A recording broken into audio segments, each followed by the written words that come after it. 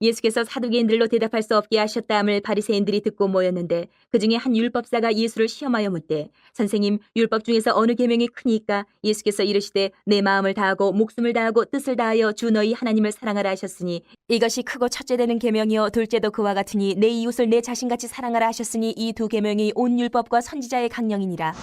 우리 저번 예배까지 예배 드릴 때마다 10계명을 한 계명씩 이렇게 말씀을 해왔는데 이제 10계명 다 끝났어요. 오늘 10계명을 전체를 마무리하는 말씀을 우리가 한번 나눠보도록 해요.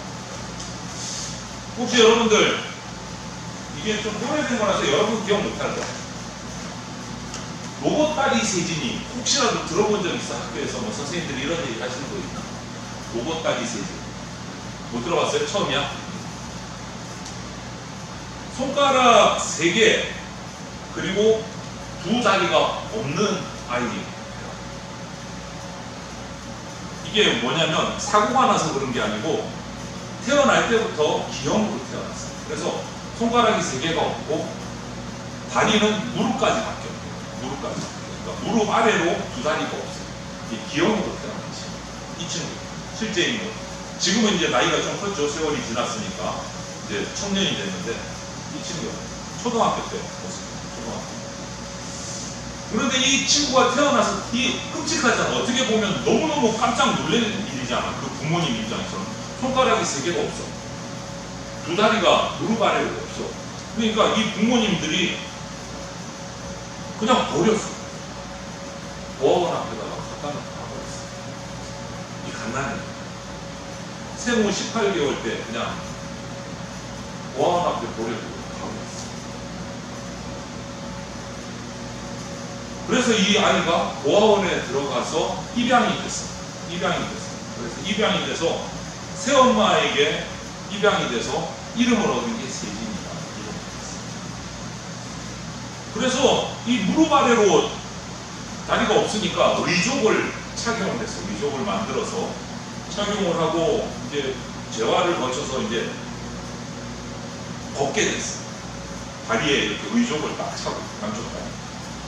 그렇게 성장을 해서 초등학교를 들어가서 초등학교를 다녔는데 어느 날 초등학교 위에 학년 일명 선배 2명이 이 세진이를 붙들어다가 다리를 망치로 깨뜨려가고 부서뜨려요. 양쪽 다리.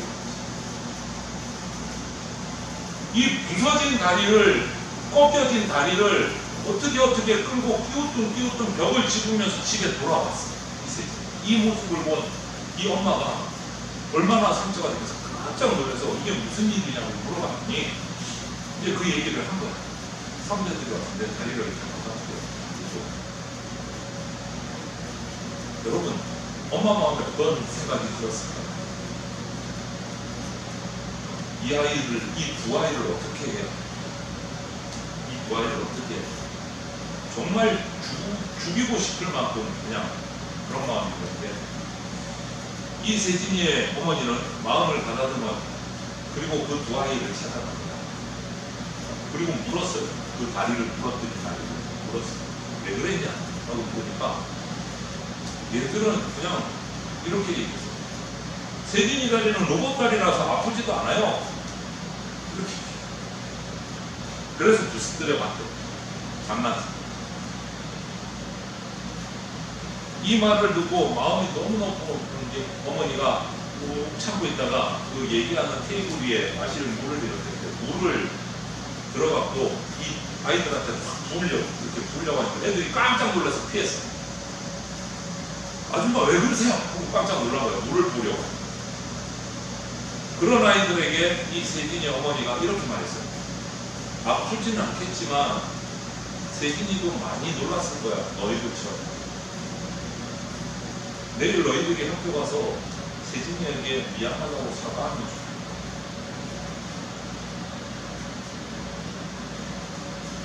자, 그 애들에게 분노를 쏟아붓고 그들의 부모님들을 만나서 책임을 묻고 뭐 경찰에 신고라도 하고 싶었을 텐데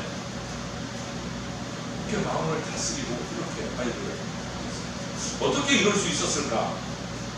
뒤에 인터뷰하는데 이 세진이의 새엄마가 세진이 다리를 위족을 망치로 부서뜨린 이 두 아이를 만나러 가는 길에 내내 기도를 했어요. 교회 다니시는 크리스찬이셨어요. 그래서 이렇게 내 인터뷰, 하나님 어떻게 해요? 얘네들을 죽여요, 살려요? 내가 가만히 좀 쓰겠어요?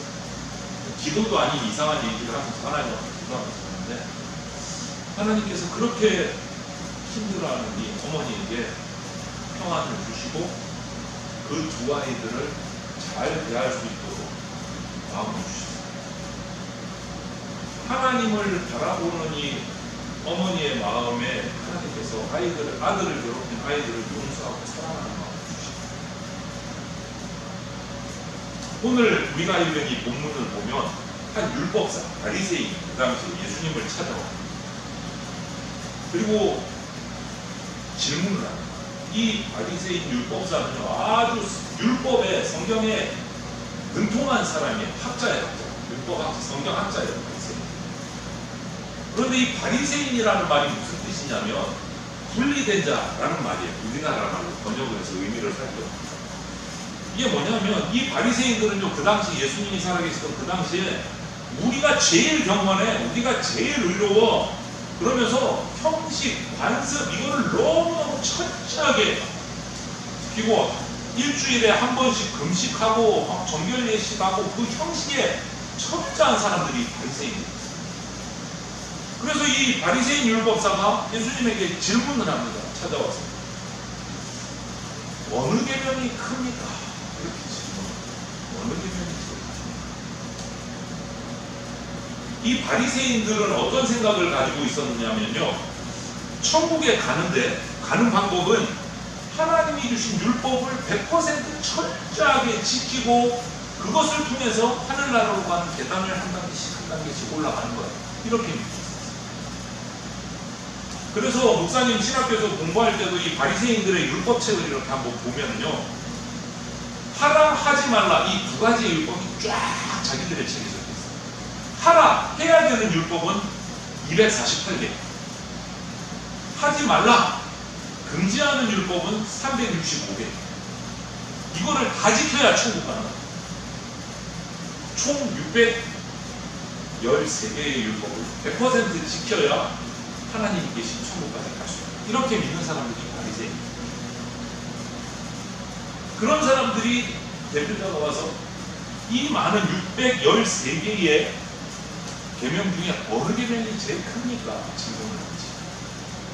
어느 계명인지.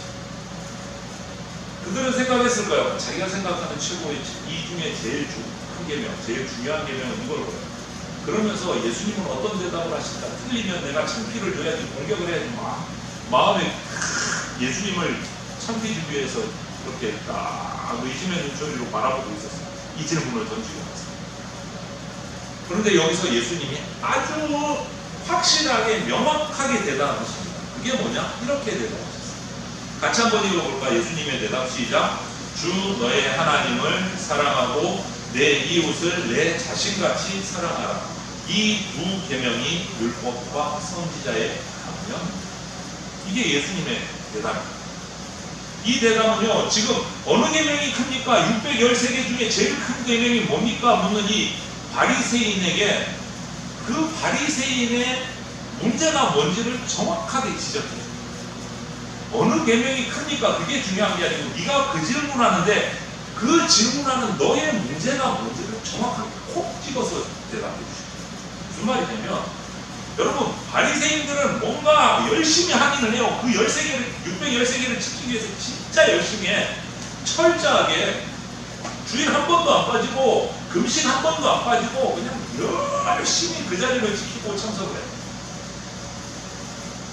그런데 잘하기는 하고 열심히 하기는 하는데 예수님이 하시는 말씀 뭐냐? 그거 다 지켰고 중요한 거 핵심 한 가지가 빠졌다. 이 사람아, 이 얘기하죠. 뭐가 빠졌을까? 그들에게 빠진 건 하나야. 뭐? 사랑. 하라, 하지 말라, 합해서 613개의 율법 중에 빠진 게 있어. 뭐냐? 사랑하라고 없어. 사랑이. 그걸 얘기해 주시고. 하나님을 사랑하고 이웃을 사랑하고. 이게 가장 큰 개념이야. 그런데 너 그게 빠졌어, 사랑이. 왜? 하나님은요, 우리 마음을 하나님에 대한 사랑으로 가득 채우라고 말씀하세요. 하나님에 대한 풍성한 사랑이 어디로 흘러가느냐? 하나님을 풍성하게 사랑하다 보면 그 사랑이 이웃에게로 흘러가요. 이웃에게로 흘러가요. 하나님을 사랑하는 것은 이웃을 사랑하기 위한 출발점입니다. 출발점. 여러분, 혹시 이 사진 좀 이따 보려고 했는데, 무슨 사진인지 본 적 없죠? 워낙 오래된 사진이라서. 우리는 사랑이 뭔지 잘 알아요. 무엇인가를 사랑한다. 원규, 지금까지 한 것 중에 제일 사랑한 게 뭐야? 사랑이든 사람이든 물건이든 네가 가장 사랑했던 게 뭐니? 지금까지 살아온 여친 얘기 아니야. 가족. 하빈이는? 가족? 하빈이는 뭐였어? 가족. 그러면 가족을 제일 사랑한다. 무언가를 사랑한다는 거는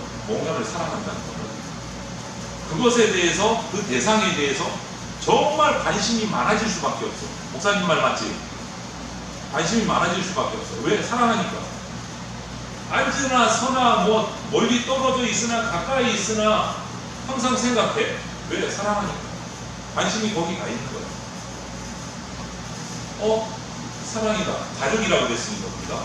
그럼 아빠 엄마가 뭘 좋아하실까? 뭘 싫어하실까? 이런데 관심이 갈 수밖에 없어. 왜? 사랑하니까. 거기에 맞춰주고 싶으니까. 그게 사랑하는 거야. 그래서 사랑은요, 자기의 어떤 유익을 구하는 게 아니고 사랑하는 상대의 유익을 먼저 구하는 게 사랑이에요. 이해가 됐어? 하나님 사랑합니다. 하나님 사랑한다고요, 여러분이? 그러면 내 마음이 하나님의 관심에 있나? 하나님이 뭘 좋아하시나? 하나님이 뭘 싫어하시나? 그런 생각 해봤어요? 하나님을 사랑한다면 당연히 해야 됩니다. 하나님을 사랑합니다. 그리고 하나님을 사랑하면 하나님이 사랑하는 이웃들도 내가 사랑해야 돼. 내가 사랑하는 하나님이 이웃을 사랑하니까 나도 이웃을 사랑하는 거야. 그게 정상이야. 사랑하니까. 여러분, 하나님을 사랑하는 것과 이웃을 사랑하는 것이 똑같지는 않지만 하나님 사랑하는 것과 이웃 사랑하는 것은요, 동전의 앞면과 뒷면처럼 분리할 수 있어요. 그래서 오늘 율법사가 어느 계명이 큽니까? 한데 그게 아니고 하나님 사랑, 이웃 사랑, 그것이 가장 큰. 그런데 너 그 613개의 율법 가운데는 이 사랑이 빠졌어 라고. 여러분, 이 사진을 제가 왜 들렸냐면 이거 진짜 오래된 사진이에요. 오래된, 우리나라 아니고 폴란드 2차 세계대전 당시에 폴란드의 어떤 시골 마을에 초등학생과 선생님의 사진이에요. 초등학교 학생들하고 선생님 사진인데 어느 날 2차 대전 때에 독일군이 이 폴란드 이 초등학교까지 쳐들어왔습니다. 그래가지고 이 학교에서 공부하던, 여기에는 보면 이 학생들 있잖아요. 내 선생님들 몇 분 계시고 유대인도 있고 폴란드인도 있어요. 그런데 유대인 아이들만 골라가지고 잡아가는 거예요. 왜? 유대인들을 그때 히틀러는 다 잡아가고 가스실, 수용소 가스실에 넣어갖고 유대인들을 다 죽여버려요.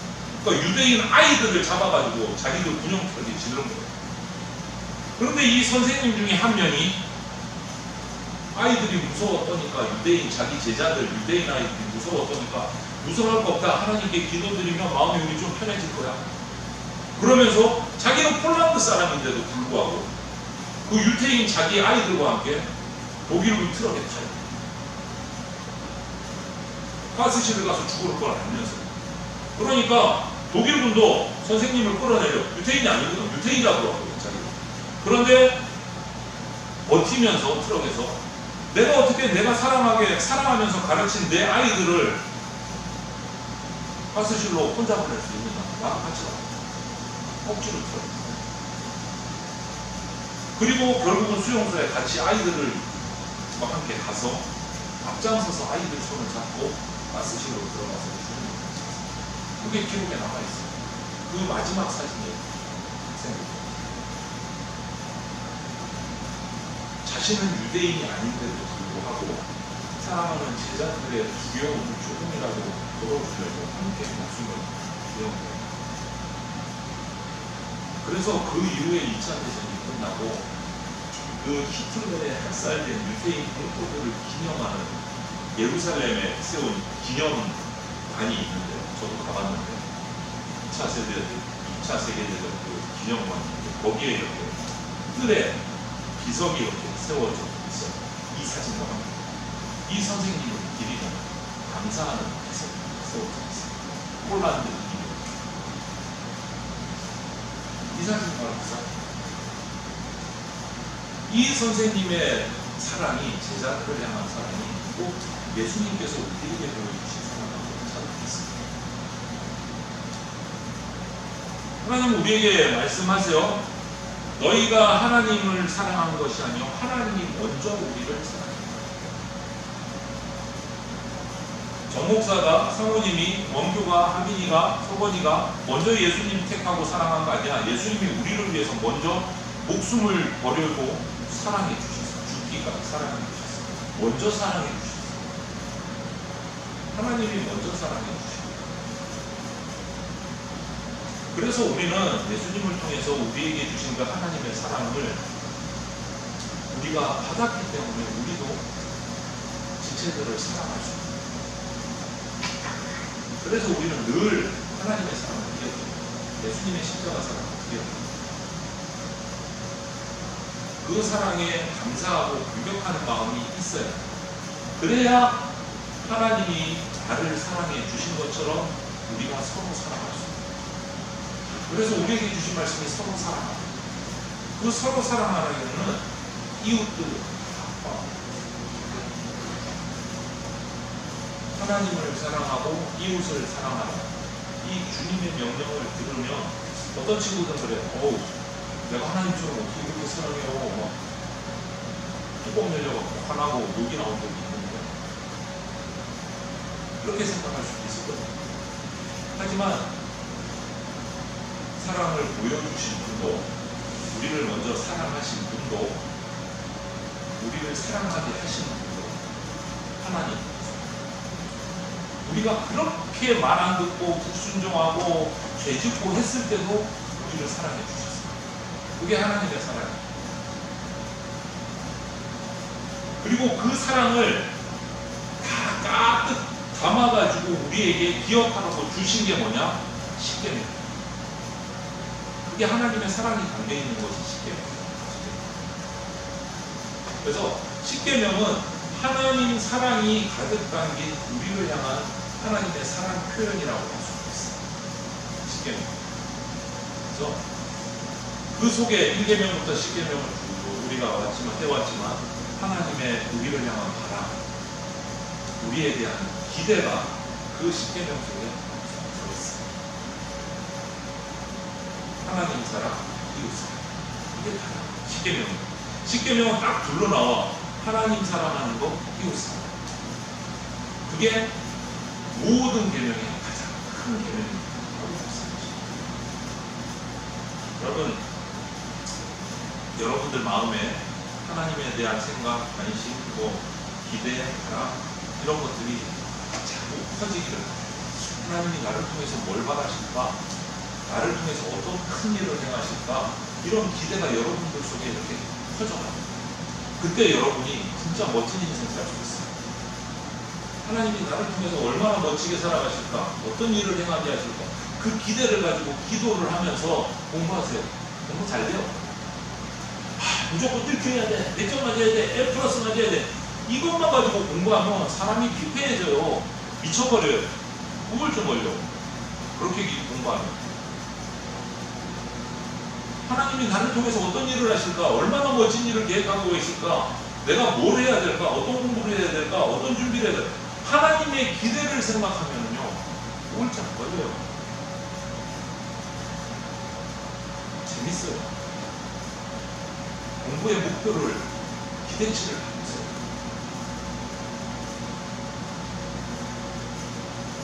늘 하나님 생각하면서 믿음으로 다른 사람을 사는 친구가 되면 좋겠습니다. 하나님이 나를 사랑해 주신 것, 여러분을 사랑하신 것을 꼭 기억하세요. 그래서 서로 사랑하면서 그래서 하나님의 이 율법의 가장 큰 율법, 하나님 사랑, 이웃 사랑을 기억하면서 하나님 사랑하고 주변의 사람들을 사랑할 수 있는 그런 친구들에게 주님의 축원을 드립니다. 아멘. 기도드리겠습니다. 사랑이 많으신 하나님 감사합니다. 오늘 십계명 마치면서 가장 큰 계명이 무엇인지 말씀을 나누었습니다. 하나님 사랑, 이웃 사랑, 이것이 가장 큰 계명이라고 예수님께서 말씀해 주셨습니다. 이 말씀을 기억하고 하나님 사랑받은 자로 하나님을 내가 어떻게 사랑할까 날마다 기억하고 또 날마다 하나님 사랑하는 방법을 찾아나가면서 하나님이 주신 그 은혜들을 누리며 내 주변의 사람들을 사랑할 수 있는 그런 아름다운 인생 살아가는 우리 친구들 되게 하여 주시옵소서. 감사드리며 예수님 이름으로 기도드립니다. 아멘.